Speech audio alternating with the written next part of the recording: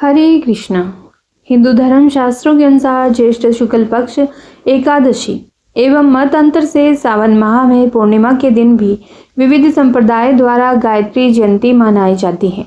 माँ गायत्री को भारतीय संस्कृति की जननी कहा जाता है। हिंदू धर्म में माता गायत्री को संपूर्ण वेदों की माता भी कहा जाता है। इस दिन पूरे देश में गायत्री जयंती का उत्सव मनाया जाता है। धर्म ग्रंथों में वर्णित है कि माता गायत्री की उपासना करने वाले साधक की सारी मनोकामनाएं पूर्ण होती हैं और साधक को कभी किसी वस्तु की कमी नहीं होती। गायत्री मंत्र के जाप से प्राण, प्रज्ञा, कीर्ति, धन, पशु आदि का प्रतिफल प्राप्त होता है।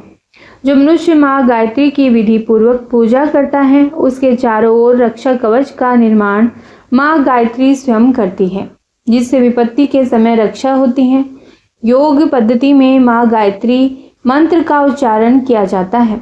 गीता में भगवान कृष्ण जी ने योग रूढ़ पद्धति में इस बात का उल्लेख किया है कि मनुष्य को गायत्री तथा ओम मंत्र का उच्चारण करना चाहिए। वेदों एवं पुराणों के अनुसार माँ गायत्री पंचमुखी है। तात्पर्य है यह समस्त लोक जल, वायु, अग्नि, पृथ्वी तथा आकाश के 5 तत्वों से बना है। समस्त जीव के भीतर माँ गायत्री प्राण रूप में विद्यमान है, जिस कारण माँ गायत्री के सभी शक्तियों का आधार रूप मानी गई है। भारतीय संस्कृति का पालन करने वाले को प्रतिदिन माँ गायत्री उपासना का जाप करना चाहिए। आइए सुनते हैं वेद माता गायत्री की उत्पत्ति की कथा को। पुराणों में वर्णन मिलता है कि ब्रह्मा के शरीर से एक सर्वांग सुंदर तरुणी उत्पन्न हुई। वह उनके अंग से उत्पन्न होने के कारण उनकी पुत्री हुई। इस तरुणी की सहायता से उन्होंने अपना सृष्टि निर्माण कार्य जारी रखा। इसके पश्चात उस अकेली रूपवती युवती को देखकर उनका मन विचलित हो गया और उन्होंने उससे पत्नी के रूप में रमण किया। इस मैथुन से मैथुनी संयोगज परमाणुमयी पंचभौतिक सृष्टि उत्पन्न हुई।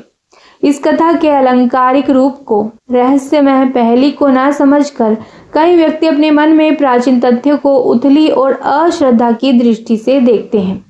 वे यह भूल जाते हैं कि ब्रह्मा कोई मनुष्य नहीं है और न उससे उत्पन्न हुई शक्ति पुत्री या स्त्री है और न पुरुष स्त्री की तरह उनके बीच समागम होता है। यह तो सृष्टि निर्माण काल के तथ्य को गूढ़ पहेली के रूप में अलंकारिक ढंग से प्रस्तुत करके कवि ने अपनी कलाकारिता का परिचय दिया है। ब्रह्मा निर्विकार परमात्मा की वह शक्ति है जो सृष्टि का निर्माण करती है। इस निर्माण कार्य को चालू रखने के लिए उसकी 2 भुजाएं हैं, जिसे संकल्प शक्ति तथा परमाणु शक्ति कहते हैं। संकल्प शक्ति सत्वगुण संभव है, उच्च आत्मिक तत्वों से संपन्न है, इसीलिए उसे सुकोमल शिशु सी पवित्र पुत्री कहा गया है। यही पुत्री गायत्री है। जब इस दिशा में कार्य हो चुका, चैतन्य तत्वों का निर्माण हो चुका, तो ब्रह्मा जी ने अपनी निर्माण शक्ति की सहायता से मैथुनी सृष्टि को संयोगज परमाणु प्रक्रिया को आरंभ कर दिया। तब वह स्त्री के रूप में पत्नी के रूप में कही गई। तब उसका नाम सावित्री हुआ। इस प्रकार गायत्री और सावित्री पुत्री तथा पत्नी के नाम से प्रसिद्ध हुई। गायत्री महामंत्र और उसका अर्थ इस प्रकार से है। ओम भूर्भुवः स्वः ततस्वितुर्वरेण्यं भर्गो देवस्य धीमहि धियो यो नः प्रचोदयात्। अर्थात हे ईश्वर, मेरे प्राण स्वरूप, दुखनाशक सुख स्वरूप, श्रेष्ठ तेजस्वी पापनाशक देव स्वरूप परमात्मा, हम आपको अंतरात्मा में धारण करते हैं। आप हमारी बल, बुद्धि, विद्या को सन्मार्ग पर प्रेरित करें। माँ गायत्री को वेद माता कहा गया है। सर्वप्रथम इस मंत्र और माँ गायत्री देवी का वर्णन विश्वामित्र ने किया था। विश्वामित्र ने ऋग्वेद में इस मंत्र को लिखा है। यह मंत्र माँ गायत्री को समर्पित है, जो वेदों की माता है। इस मंत्र से आध्यात्मिक चेतना का विकास होता है। धार्मिक ग्रंथों में इसे आध्यात्मिक चेतना का स्रोत भी माना गया है। माँ गायत्री की महिमा चारों वेद में निहित है।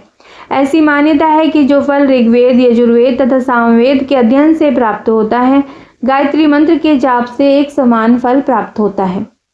ब्रह्म मुहूर्त में स्नान आदि से निवृत्त होकर गायत्री मंदिर या घर के किसी भी शुद्ध पवित्र स्थान पर पीले कुशक के आसन पर सुख आसन में बैठकर माँ गायत्री की प्रतिमा अथवा चित्र को स्थापित कर उनकी विधि विधान पूर्वक पूजा करनी चाहिए। माँ गायत्री पंचमुखी है, जो मनुष्य के अंतरात्मा में निहित है और ब्रह्म संध्या में जो शरीर व मन को पवित्र बनाने के लिए की जाती है, इसके अंतर्गत 5 कृत्य करने होते हैं। सबसे पहले पवित्रीकरण। बाएं हाथ में जल लेकर उसे दाहिने हाथ से ढक लें और मंत्र उच्चारण के बाद जल को सिर तथा शरीर पर पवित्रता के भाव से छिड़क लें। ओम अपवित्रः पवित्रो वा सर्वावस्थांगतो अपि वा। इस प्रकार से आप मंत्र बोले। यह स्मरेत वाणी, मन और अंतःकरण की शुद्धि के लिए चम्मच से 3 बार जल का आचमन करें। हर मंत्र के साथ एक एक आचमन करें। मंत्र इस प्रकार से है। शिखा स्पर्श एवं वंदन करें। शिखा के स्थान को स्पर्श करते हुए भावना करें कि गायत्री के इस प्रतीक के माध्यम से सदा सद विचार ही यहाँ स्थापित रहेंगे। और प्राणायाम भी करें। श्वास को धीमी गति से गहरी खींचकर रोकना और बाहर निकालना प्राणायाम के क्रम में आता है। श्वास खींचने के साथ भावना करें कि प्राण शक्ति श्रेष्ठता श्वास के द्वारा अंदर खींची जा रही है। छोड़ते समय भावना करें कि हमारे दुर्गुण दुष्वृत्तियां पूरे विचार प्रश्वास के साथ बाहर निकल रहे हैं। और प्राणायाम निम्न मंत्र के उच्चारण के साथ भी आप कर सकते हैं, जैसे कि ओम भूर, ओम भुवा, ओम स्वा, ओम महा, ओम जनः, ओम तपः, ओम सत्यम।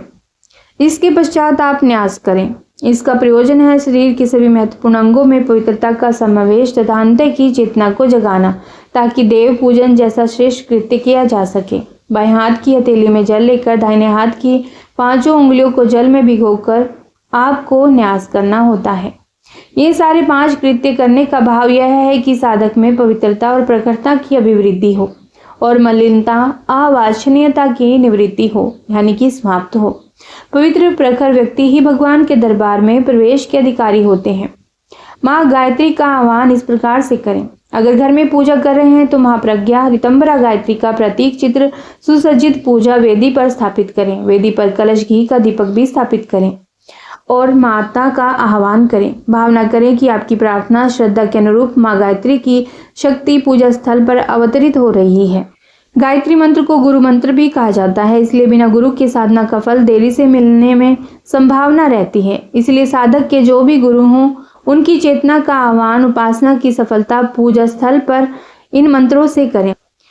ओम गुरुर्ब्रह्मा गुरुर्विष्णु गुरुरेव महेश्वरः गुरुरेव बर ब्रह्मा तस्मै श्री गुरुवे नमः।